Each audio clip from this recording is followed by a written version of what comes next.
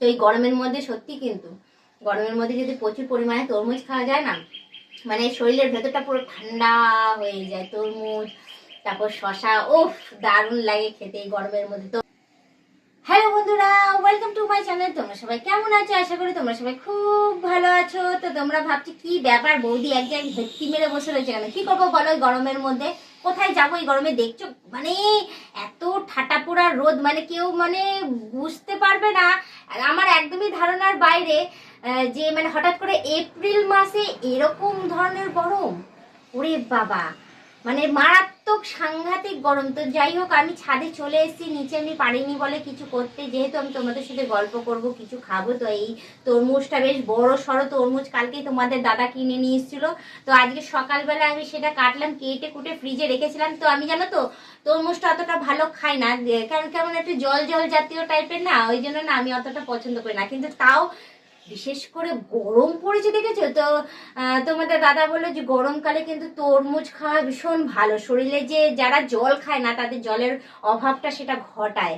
হ্যাঁ ঠিক আছে, অভাবটা ঘটায় না, সরি পরিপূর্ণ করে। আমিও ভুল বলছি দেখেছো, মানে ভুল ভাল যা পাচ্ছে তাই বলছি গরমের মধ্যে।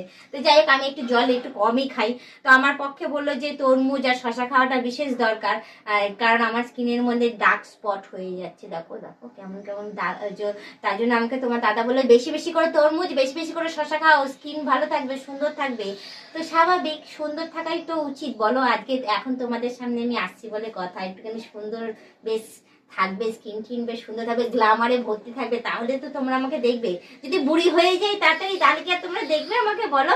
ওই জন্য আমি ভাবলাম যে না, তোমাদের দাদা তো ঠিকই বলেছে যে বেশি বেশি করে তরমুজ খাওয়া বাড়াতে। যাই হোক, অনেক গরম পড়েছে, তার জন্য আমি কি করছি, তরমুজটাও কেটে নিয়েছি, কেটে নিয়ে একটু খাবো। বছরের প্রথম ফল, গরমের গরমের প্রথম ফল, আমিও ভুল বলছি। তো যাই হোক, তরমুজটা দেখতে তো সাদাটা হলে কি হবে, কিন্তু মিষ্টি আছে, মিষ্টিও আছে, স্বাদও আছে, ভালো খেতেও। হ্যাঁ, আবার বীজ রয়েছে, এই বীজের জন্য বিরক্ত লাগে আমার খেতে, জানো তো।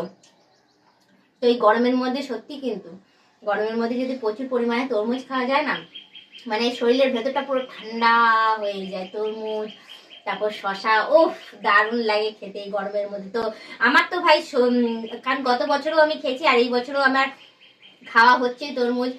তো আমার তো শরীরের ভেতরটা সত্যিই ঠান্ডা হয়ে যাচ্ছে তরমুজটা খেয়ে। এত গরমে ছাদে এসে যেমন ভিডিও করছি, তেমনি তার সাথে সাথে তরমুজও খাচ্ছি, তো বেশ শরীরটা ঠান্ডা হয়ে গিয়ে বেশ ভালোই লাগছে, ভেতরটা বেশ সুন্দর লাগছে। আমার তো শরীর বেশ সুন্দর থাকবেও জানি, খাচ্ছি যখন। শশা তো খাই জানি, শশাতে বেশ ভালোই গ্ল্যামার আছে। তো তরমুজ খেলেও নিশ্চয়ই কিছু হবে। তো তোমরাই যে আমাকে কমেন্টে জানাবে যে আমার কতটা কি গ্ল্যামার আছে কি নেই। তো শশা তো খাই, তোমাদের তো আজ পর্যন্ত শশা খেয়ে দেখায় না। তো শশা আমি রোজই খাই, শশা খাই, পাতি লেবু খাই, এসব তো আমি খাই। তো আমার কতটা কি গ্ল্যামার আছে না আছে তোমরা অতি অবশ্যই আমাকে কমেন্টে জানিও, যে আমি দেখতে কিরকম, আমার কতটা গ্ল্যামার আছে। অতি অবশ্যই সত্যি কথা বলবে, মিথ্যা কথা কিন্তু বলবে না, বলে দিচ্ছি। যে মিথ্যা কথা বললে কিন্তু আমি রাগ করবো। যা বলার সত্যিটাই বলো, কোনো অসুবিধা নেই। তো যাই হোক, এই গরমে আমি বেশ ভালোই লাগছে, আমার তরমুজটা খেতে ভালোই করেছে তোমার দাদা সাজেশন করে। আমি বেশি আর কথা বলবো না, তোমাদেরকেও সাজেস্ট করব যে এই গরমে বাইরে গিয়ে উল্টো পাল্টা জিনিস না খেয়ে, বলবো প্রচুর প্রচুর পরিমাণে তরমুজের জুস, ম্যাঙ্গো জুস, আম পান্না যা যা বিক্রি হচ্ছে সেগুলো, অরেঞ্জ জুস যা যা রয়েছে, সমস্ত জুস জাতীয় জিনিস তোমরা খাও। খেয়ে তোমাদের শরীর সুস্থ সবল রেখো, ভালো রেখো। কারণ তোমরা সুস্থ সবল থাকলেই আমি সুস্থ সবল থাকবো, তাহলে তোমরা আমাকে দেখবে, আমারই ভালো হবে। আমি সেটাই সাজেস্ট করবো যে প্রচুর প্রচুর পরিমাণে তরমুজ, শশা, জুস জাতীয় জিনিস খাওয়ার কথা বাড়াবো না আমি। আরেক কামড় দিয়ে নি, দিয়ে মুখটাকে একটু ঠান্ডা করে নিলাম। তো আজকের মতো এতটাই থাক, আবার অন্যদিন অন্য কোনো সময় এই খাওয়ার ভিডিও নিয়ে এবং ব্লগ ভিডিও নিয়ে তোমাদের কাছে আমি হাজির হয়ে যাবো। আজকের মতো টাটা, বাই বাই, সুস্থ থেকো, এভাবে আমাকে দেখতে থাকো।